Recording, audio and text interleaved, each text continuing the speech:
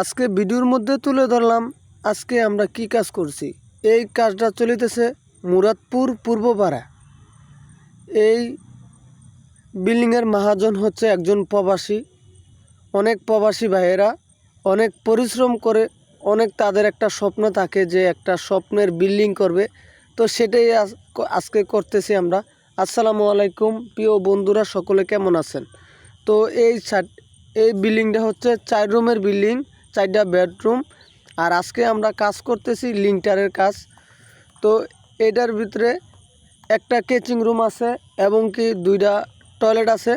একটা হচ্ছে personal toilet, একটা হচ্ছে পাবলিক টয়লেট। আর এর সাথে 2টা বারিন্দা আছে। এর সাথে ডিজাইন করা একটা বারিন্দা আছে এবং কি সামনে ডিজাইন থাকবে আর সিঁড়ি রুম থাকবে।